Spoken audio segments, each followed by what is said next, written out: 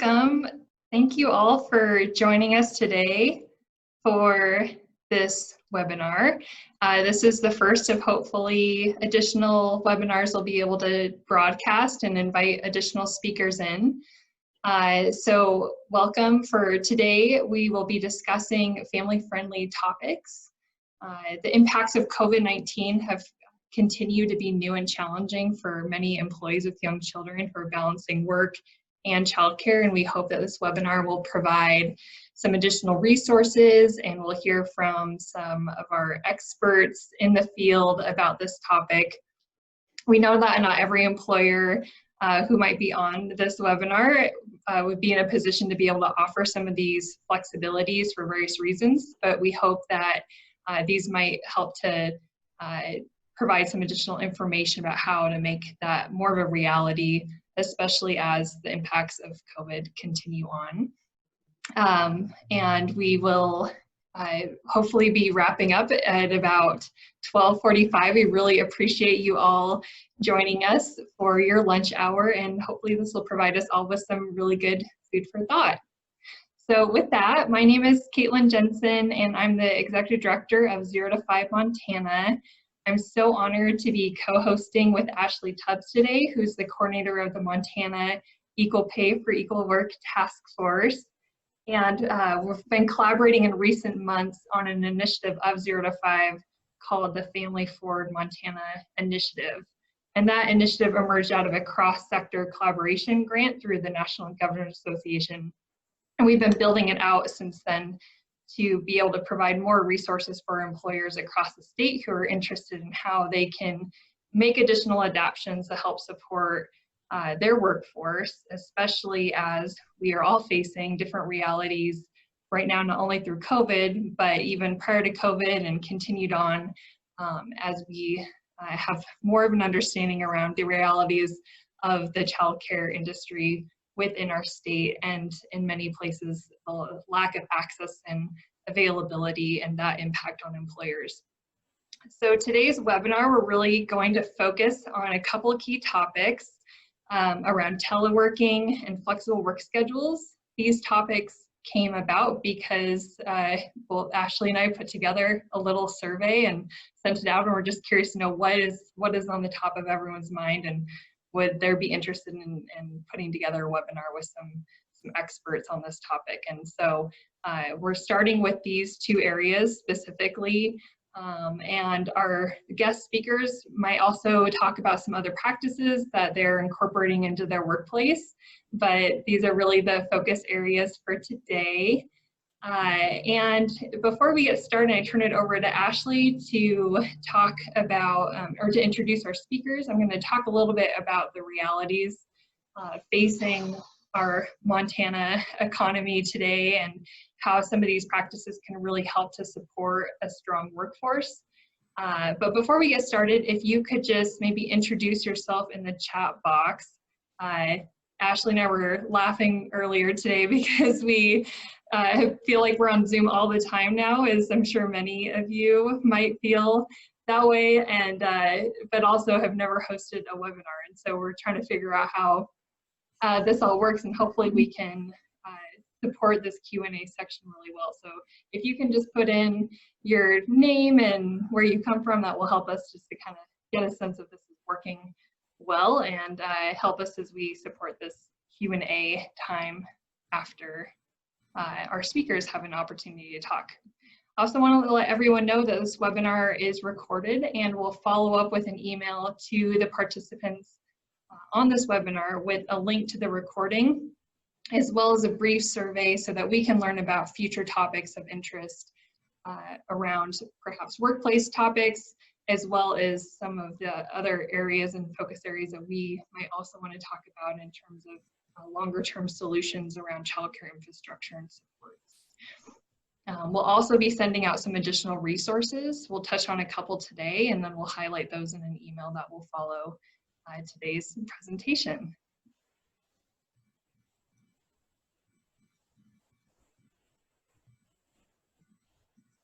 So today we're really excited to be able to welcome our guest speakers. We'll also be able to provide a couple of key resources, and as I mentioned, we'll also have a question and answer section. And the reason why we're focusing on family-friendly practices for employers today is because we know COVID has had substantial impacts on the workplace.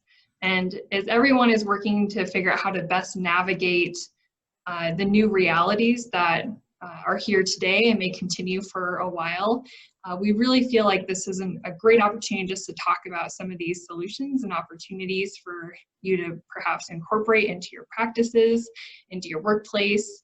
Another key highlight is just around childcare availability. We know that this has been a challenge prior to COVID, and the impacts of COVID have only exacerbated the challenges that exist within parents who are working, being able to locate childcare. So again, today we'll be focusing on teleworking and flexible work schedules. And with that, I'm going to turn it over to Ashley to introduce our speakers who are going to really get into some great highlights and information that hopefully you can all take some good thoughts away from. Thanks, Caitlin. Hello, everyone. I'm Ashley. I manage the governor's Equal Pay for Equal Work Task Force, which is focused on eliminating the gender wage gap here in Montana, and childcare is really a big piece of that. Today, I have the pleasure of introducing our guest speakers. And first up, we have John Cummings. John is the HR director at Anderson ZurMuehlen, a firm with offices in Helena, Missoula, and Billings, covers everything from accounting and auditing to business and advisory, technology services. John also teaches a really great human resource management class at Carroll College, and we're really super happy to have you, John. So please take it away. All right. I think the part I'm looking forward to the most is the Q&A at the end, and I know Traci's excited about that as well. I'm glad to be here today on this Zoom call. This is number 3 of maybe 5 today, so I'm not in a hoodie and I'm shaved today, so that's a definite plus for a Tuesday in this COVID remote work environment. I'm going to talk about our flexible work arrangements and how we came about doing them in a very broad context today, and hopefully I can make it all make sense on how we've approached it, because it is a bit broader than childcare, but childcare and new parents are absolutely one of the principal focuses of what we do here at Anderson ZurMuehlen. And you know, as a firm, we have 7 offices throughout Montana and about 230 employees. You know, at our heart, we're a public accounting firm, so very traditional place of business where, you know, for many years, you know, owners and supervisors are used to employees at their desks at 8, out of their desks at 5, or maybe longer than that. You know, someone sitting in a chair working in the office was the norm. And for us to start making a move to flexible remote work was a pretty big mindset. So I would say as a very traditional type employer, for us to make this move, I think it's possible for many others. And I don't think our size made it any easier or harder. I mean, it's just we have made it work and are pretty excited about it. So I'm glad to talk about it today. You know, our flexible work concept really came about actually with elder care, if you can believe that. So that is a big part of why this is in place with us as well. I had an employee about 5 years ago, and Traci's going to indicate they've been doing this for quite a bit longer, but about 5 years ago, I had you know, really great employee with a very technical specialty area that we utilize at the firm, and all of a sudden they had to relocate from Helena, Montana to Boston to work.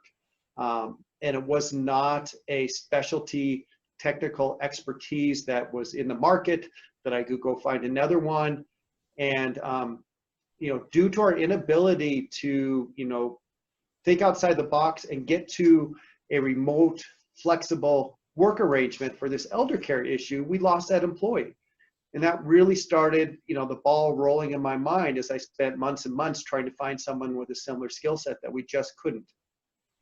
And if we had been ready at that time, to move forward with flexible work, and in this case was an elder care issue, we would have, hopefully maintained them, kept them with us, forever. So as you think about flexible work for childcare purposes, elder care purposes, maybe FMLA purposes, it is really, truly a recruitment and a retention piece in your arsenal to find and retain the best employees out there in Montana.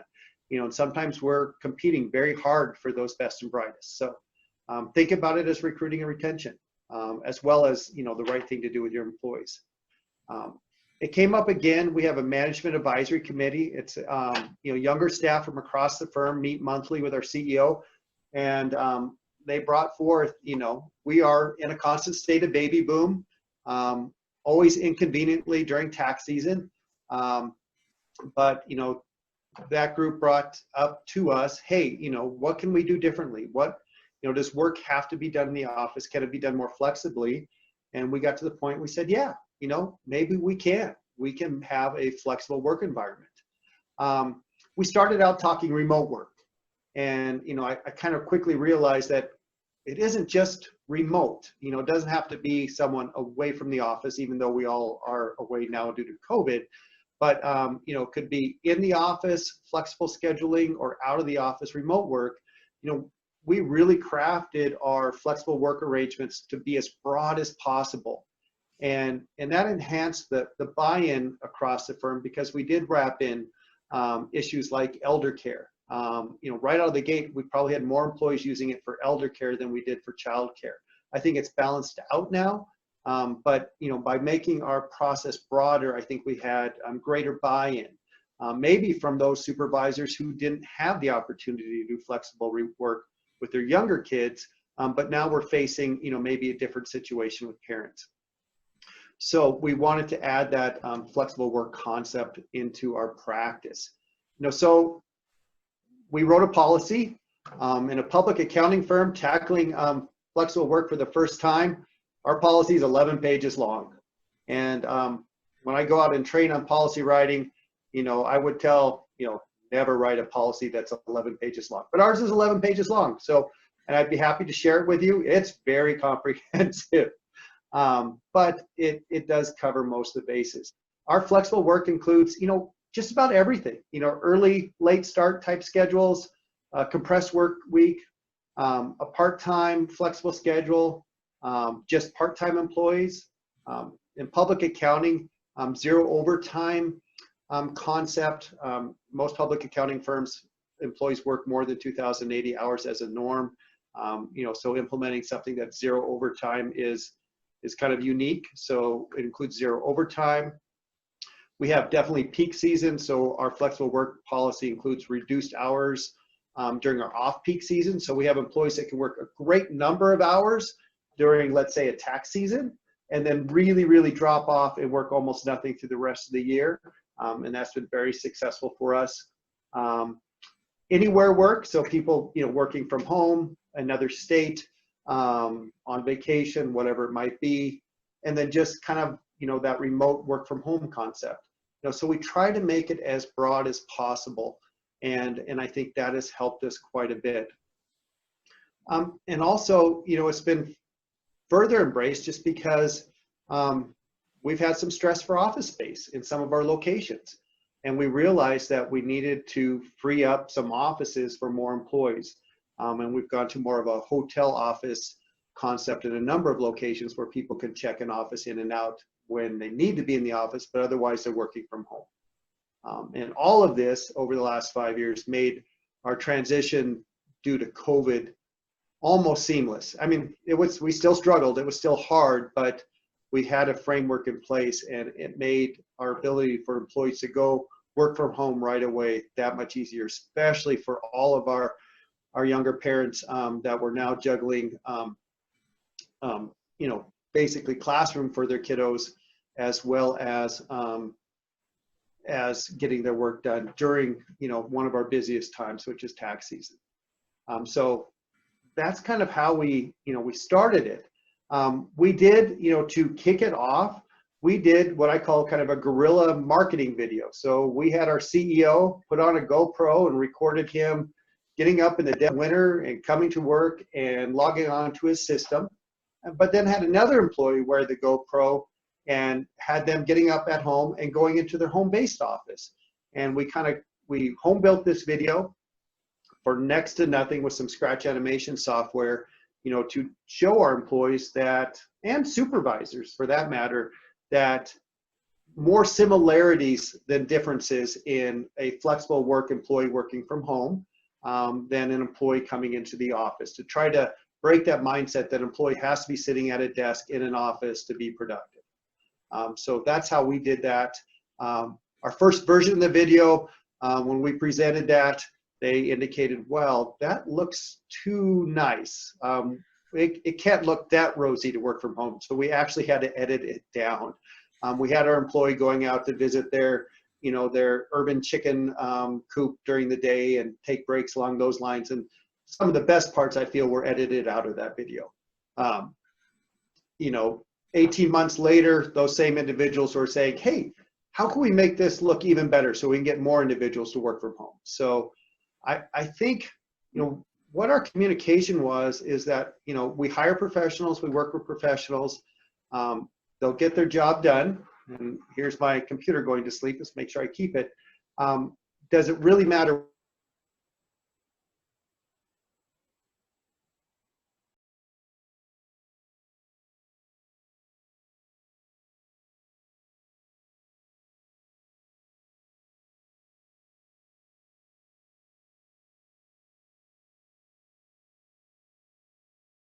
Those kinds of things that really needed an office space to do. So we've had everything from our professional CPAs to our HR, our whole entire HR department, to admin professionals working from home on a regular basis. So it works for all levels of employees if you're willing to kind of think outside the box. So those are kind of how we got there. Our policy, as I mentioned, is 11 pages long, but a lot of that are kind of the common Q&A. We try to address as much upfront as possible to eliminate, the unknown. So I'd be happy to share that. I guess one of the things that we feel is key, and Traci may have some other ideas, but as a public accounting firm and a payroll processing firm and a consulting firm, I mean, we have lots and lots of very, very confidential data from employees and their employees and the payrolls and the taxes we're processing. So security was a huge part of how do we do this and maintain the security of our data if we happen to have an employee that doesn't work out. So one of the things that allowed us to make this leap, I guess, was having the necessary technology in place. And the way we've gone with that is we developed a product, I guess, that we provide clients throughout the country called Power Cloud. It's a virtual computer environment. So employees, for the most part, don't have desktops or laptops at home that have data residing on those machines, because just the sheer vast number of confidential information, just think about public accounting, that we have, is something we had to really think through. So what we use are thin clients, which is just basically an access point. It's a small, inexpensive product that houses no local data, and it just takes the employees out to our virtual network. And that's really been critical for us, also being comfortable with this, to have employees working virtually at home. And if for something to happen, and we had to, say, hey, you're no longer an employee, how do we maintain the security of that data? And that's how we've gone about doing it, is through our virtual network and our Power Cloud option. So if anyone's interested in how that works, I can definitely help you out with that. It's something we help other accounting firms with, actually. The other nice thing is the cost of investment for a remote employee goes way down. So different than the expense of a laptop or a desktop and the associated materials, these small technology products, thin clients, are fairly inexpensive. And, just a few $100s versus, over $1,000 to put one of those in place at somebody's home. So that makes it very, very accessible from a financial standpoint as well. So, right now at about 5 years in, I would say it is very successful. A few months ago, I'd say, hey, we have about 30 to 50 employees, probably 18 core employees that are always remote, probably another 30 to 50 that work remote or flexibly, maybe up to 60 on a fairly regular basis. And now we're at, I would say 90% of our workforce is working from home, as we all stare down the barrel of, what is school opening going to look like? And, we're preparing for our employees to probably, our good chance, many of them being at home working flexible again with whatever kind of flexible school schedule the elementary, middle schools, and high schools come up with. Another thing we've done, and I'll be honest, I haven't done this as often as I should, but it is a good idea for those maybe tackling this part-time, is I did set up kind of a once a month gathering, and then a move to once every 2 months gathering of our flexible remote employees, because maintaining contact and a partnership with their coworkers was something we worried about. So once a month, and then once every 2 months, I'd hold a meeting, a Skype meeting, because this was pre-Zoom, I guess, and bring all those employees together to talk about best practices, concerns, solutions to working, I guess, flexibly or remote. So we had kind of that support group that we ran. That's something I should probably re-implement post-COVID, but I think that would be a best practice for anyone considering this down the road as well, if it's only going to be a smaller number of employees. So those are some things. Yeah. Did I reach 10 minutes?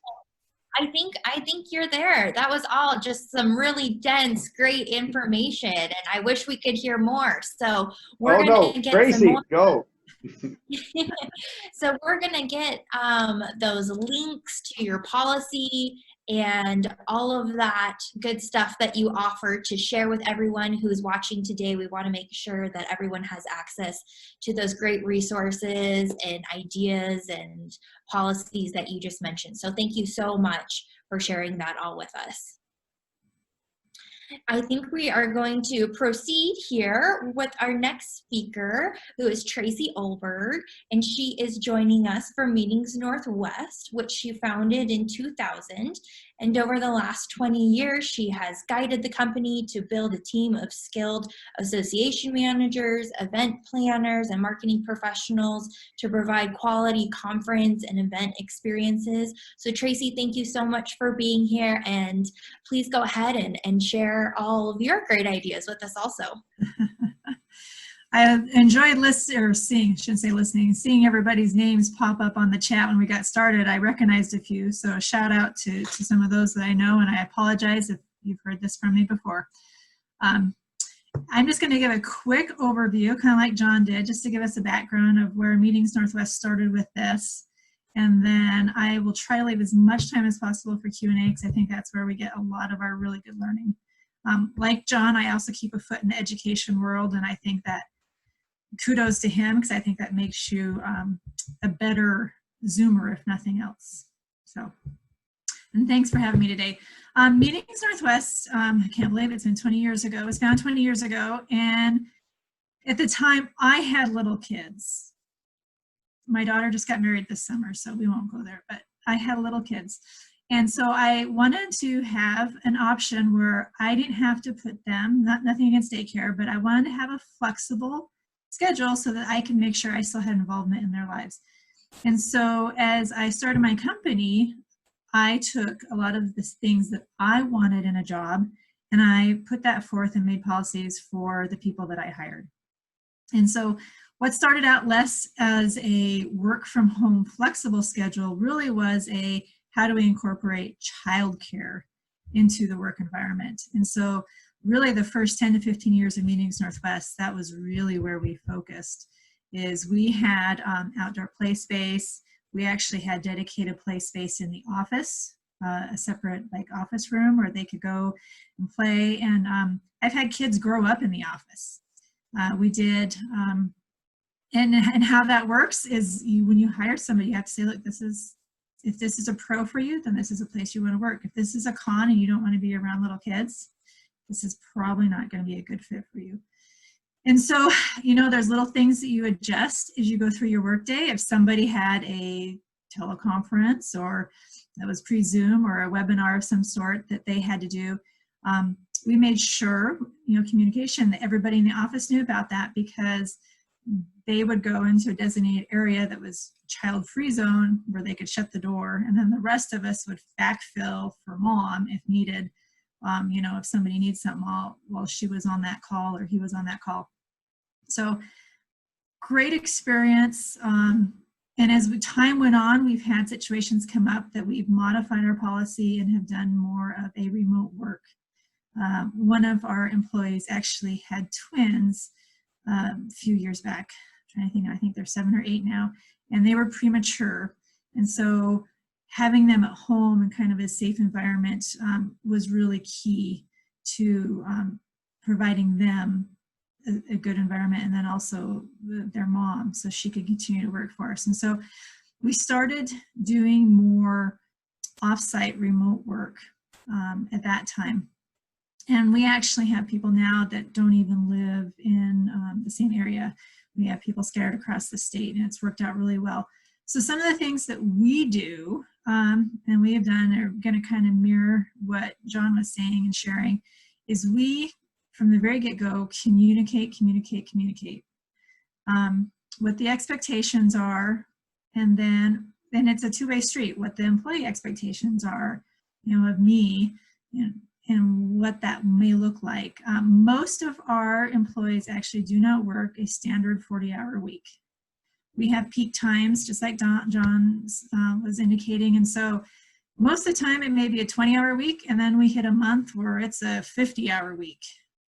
So we just have those times, and families have adjusted and know that some flexibility is required at those times.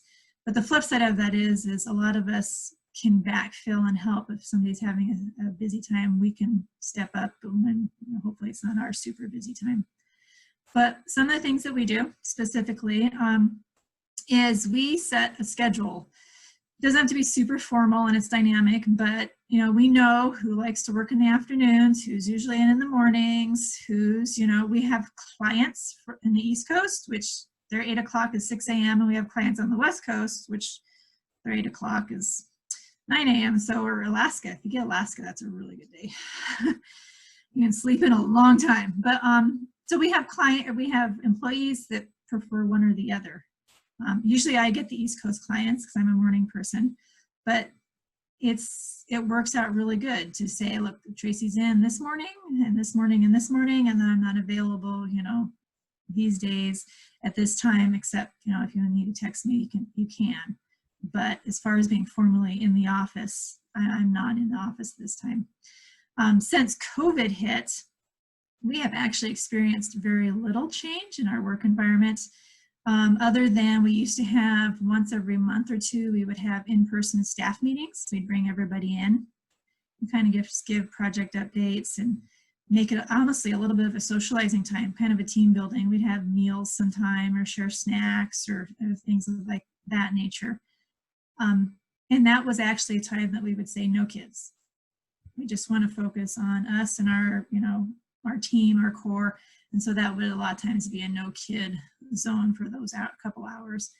Since COVID hit, we've done that via Zoom. I actually had one a couple weeks ago. So we're not having that anymore. Also, we have a lot of, technology has come a long way. When we started this, it was really hard. It would have been hard to have everybody remote work, 20 years ago, but now we use a cloud service similar to what John was describing, so that all of our files rest on the cloud. They can be accessed from everywhere, and we can control who from the team sees things. So I can have everybody see things, like only have 1 or 2 people see something. And then also if we were to have an employee leave, I can remove those permissions and such like that. Also, we use Skype, not Skype as in the video editing, but as in the chat function. And that has been super helpful because I don't know how many of you guys have used Skype, but it has that little feature where if somebody is in, either on their phone or at their computer or iPad or whatever, it shows them as green. And so I know immediately as a supervisor that one, they're available, and two, that if I have a question, I can just type it in and expect an answer really, really quick. And that's really nice. If I have something maybe that it's no pressing, I'll just type in for tomorrow, let me know, blah, blah, blah. And they can just get back to me when they need to. So there's a lot of little things like that that have come along even in the last 5 years that have made remote work and telework so much easier than they used to be. And I think it's definitely a wave of the future. I think I'm facing now the elder care situation to a certain extent. And so I think it's just at one point when I had little kids, I thought, well, we'll just do this for a while and then we'll get back to the traditional. And we're never going to get back to a 40-hour a week. We all like this too much. It works too well and we're too productive. We make it count when we're in the office. We get a lot done, and then we go home or we go do what we need to do, and we don't worry about work. And I will say, and John can probably echo this, being human resources, that employees need to be able to say, look, I'm either working too much or this schedule isn't working, or they need to feel comfortable coming in and addressing that with whoever their supervisor is. Because it's usually not a big deal to work that out, to shift something a few hours here or there, or to see if somebody else can backfill. That's usually not an issue. What the issue is if somebody feels that they can't talk about it or they're stuck in a schedule that's just not functional or working for them. COVID did change our schedules in that we started to everybody had a favorite school time. And so we had to shift our schedules to adapt to school time. So that worked out well, but it was just adjustment that we had to do. Trying to think if there's anything else. Oh, equipment and things like that. We just embraced at the beginning that equipment was going to be used for personal use. You couldn't say no personal use. And so we've worked out a policy, and anybody who gets hired, first of all, we assess what equipment they already do have and what software they already do have. And a lot of times they will continue to use a personal computer if it's a newer one, and we will just provide all of their software that they need. And we don't care if they use it for school projects or, that's the understood thing. It's okay for them to use that for personal use, with the understanding that obviously we're using their computer for work use. A lot of times if they don't have good equipment, we will go in and buy them a laptop or something similar and work out an arrangement there to share some costs if they think that there's going to be a personal use put into it. So once again, just communication, set up that policy and expectation at the beginning, and it works really, really, really well. And then we do reimburse for basic supplies for remote offices, printer cartridges and stuff like that. Employees just submit them on their expense reimbursement sheet for the month. And we also reimburse, just a little side note, for phone use, because a lot of cell phones are their primary contact phone for their office. And it has their Meetings Northwest voicemail on it and such like that. So we will pay for their phone with the understanding that that is their primary, they'll have their voicemail won't be, hi, you've reached the Ulberg house. It's going to be, hi, you've reached Traci with Meetings Northwest. I can't come to the phone right now. Could you leave a message type thing? So with that said, questions, I'll turn it over because I'm curious what everybody wants to ask and what we can answer. Thanks so much, Traci. And before we hop into questions, and we'll let the attendees, anyone who's listening in right now, use the chat box to write in your question, and then we can read them out as they come in. So if anybody has a question for either John or Traci, please type it in. And while we're waiting for a couple of questions to come in, I just wanted to really briefly share a couple of key resources that we'll also share after this webinar, but they will also highlight and to go off of a lot of the resources that both John and Traci shared too. But these are just from some national organizations.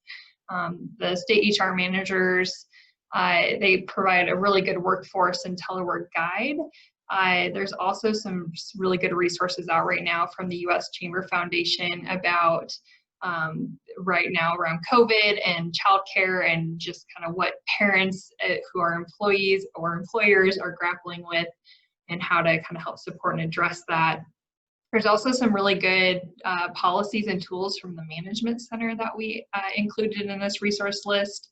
And then, of course, if you're a parent or if you have employees who are parents and they're ever looking for childcare information in your local community, or maybe they're new to the area, definitely always check out mtchildcare.org and link up with your local childcare resource and referral agency for where to access licensed childcare and additional resources.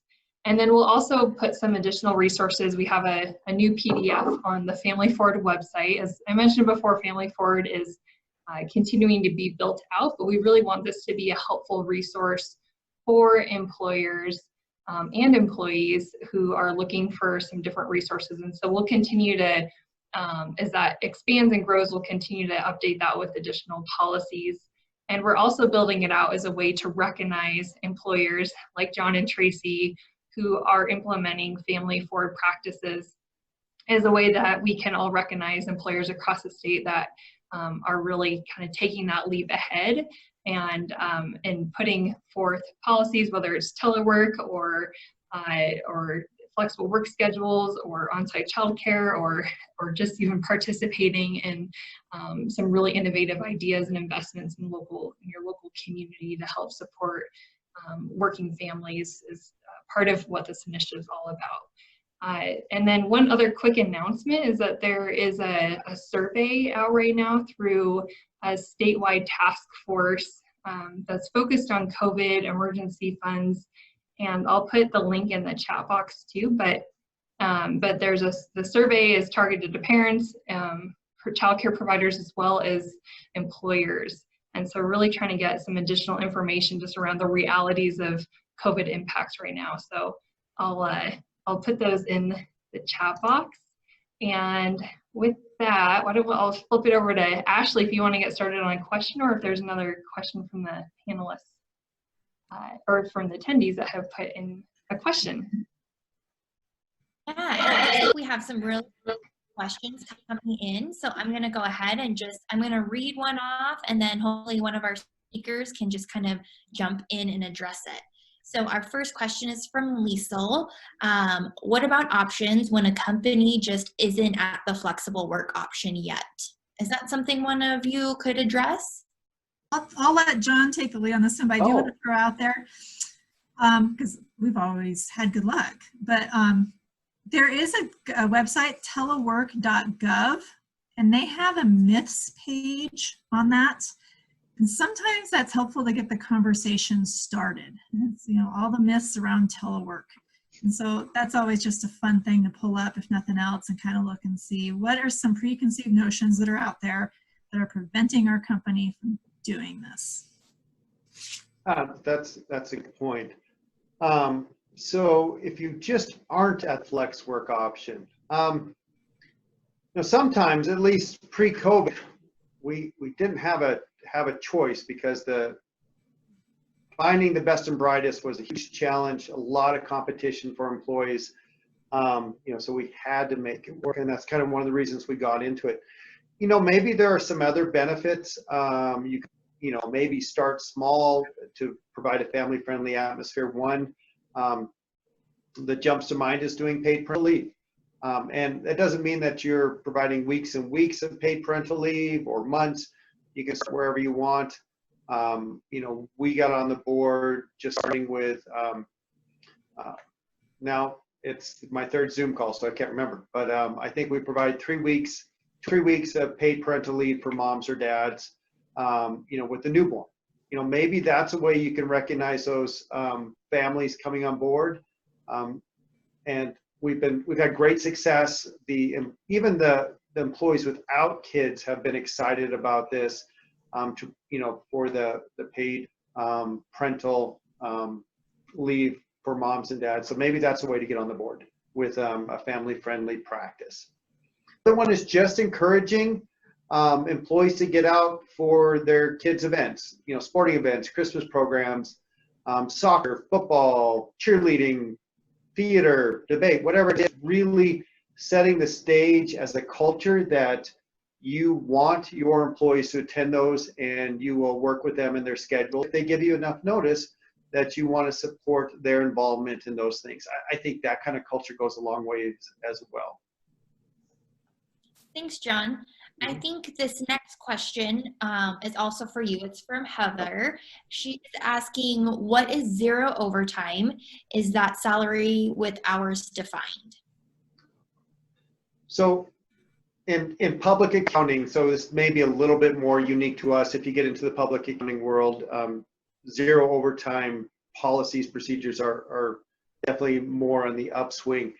Public accounting employees typically, whether they're exempt or non-exempt, and that's a whole different thing we probably won't get into today, hourly versus salaried, they sign up to work more than 2,080 right out of the gate. For big accounting firms out there in the world, they're working 2,600 hours a year, 2,800 hours a year. For us, most of our employees work 2,200 hours a year. A zero overtime policy says throughout the year, you won't be asked to work more than 40 hours a week, even during our peak work seasons. So, and it wouldn't matter if they were an hourly or salaried or non-exempt, exempt employee. We try to keep it to that 4-hour week. Great. Thanks for explaining that. Okay, we've got a couple more questions and a couple more minutes. Traci, I'm going to send this one your way. It's from Ashley. She's wondering, what has been the #1 benefit your business has experienced by meeting family needs for childcare / work scheduling, etc.? Hands down, retention of good employees and just happy employees. And everybody knows if you enjoy your work, who you're working with, you're going to be way more productive. It's a win-win. There's no negative. There's no downside. And I would add, in Montana, we definitely see it graying in the workforce. For the longevity of organizations to not lose those young moms and young dads, but it tends to unfortunately fall to young moms. That's a whole nother aspect that Ashley could probably talk, in depth about, is not losing them and allowing them to stay, truly active and engaged and not fall behind in their career. And basically keep them as future employees. Montana, we really struggle with a growing workforce, and this is a way to not lose those young employees and have a business that'll be there into the future. Right, those are really great points. Thank you. So both of you, what modifications do you have for frontline workers who absolutely need their body to be in their workspace? For example, service sector or childcare, manufacturing. This is probably a more difficult question to answer, but what comes to mind for you both?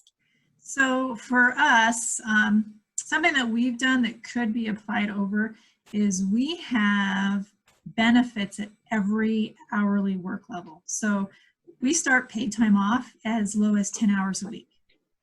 And it goes 10, 15, 20, all the way up to 40. And so if somebody absolutely can't, be there or can only work maybe 10, 15 hours a week, that's okay. They'll still get holiday paid. They'll still get paid time off. They'll still get the other benefits. It's just prorated and scaled for the amount of hours that they're working. Those are great ideas. I like it. Yeah. I don't have much else to add, besides maybe my first response for establishing a culture and things like that, of focusing on the family. There are some employees, granted, challenge us all to think outside the box, that can possibly work remotely. We have to say, does it have to be being done the way it's always been done? I mean, and that's admin support professionals, you know, in the fact that granted they weren't front desk receiving people walking in to drop off their tax materials, but you know, we had them work remotely and it had great success with it. Thank you. Okay, so we're reaching our time limit here. I'm wondering if you two can just help us wrap up on one final thought, maybe leave us with kind of your number one do and your number one don't of all things telework and flexible scheduling. Do keep an open mind, and for lack of a better idea, don't be a stick in the mud. I mean, people have lots of great ideas. We just have to be open to them. Right. I perfectly agree. This is a communication, a conversation, and just remember that you know, work doesn't have to be done in an office Monday through Friday, 8 to 5. I mean, yes, we have to serve our customers and have availability to get the work done during certain core hours, and those may vary, as Traci indicated, across multiple times. But can it be done differently? And really challenge yourself that. And I think you might find some successes. Don't be afraid to try. I've had employees that we've set up flexible work and 2 months later said, nope, you're coming back because this isn't working out. And that's okay. And now my experience is limited in the 2 or 3 I've done that with. They were the submit that said, yeah, it wasn't working out right for me either. So they were happy to come back and be back in the fold. And maybe that was a failure in supervision or communication or expectations. Maybe we could have done something better, but you know, it doesn't mean you can't, you know, bring them back in if it isn't working remotely. Great, thank you. Well, those are some really good final thoughts and comments, and I think we got through most of our questions as well, so thank you. Well, I think we just want to end by thanking Traci and John for your time. You know, we're hoping to also have Bruce Tribency, who was submittable on this webinar, and you know, as things come up. But we really hope to get him on a future webinar. He has some great perspective around on-site childcare. And so it'd be really great to hear in the future a little bit more about what employers are looking at as they continue to support employees through COVID and beyond. So we hope to be able to have more opportunities for webinars on various topics. This has been a really fun collaboration for Ashley and I. And we know that there's a lot of other good work happening out there as well. And a lot of good partner organizations that are also involved in this work. And so definitely want to continue this conversation and expand some more learning opportunities. More than anything, we just appreciate all of your time today on this Lunch and Learn. And please reach out if you have any questions. Again, we'll send a follow-up email, and we appreciate your thoughts for the next round. So thank you all and have a great day. Thanks. Have a wonderful day. Thank you.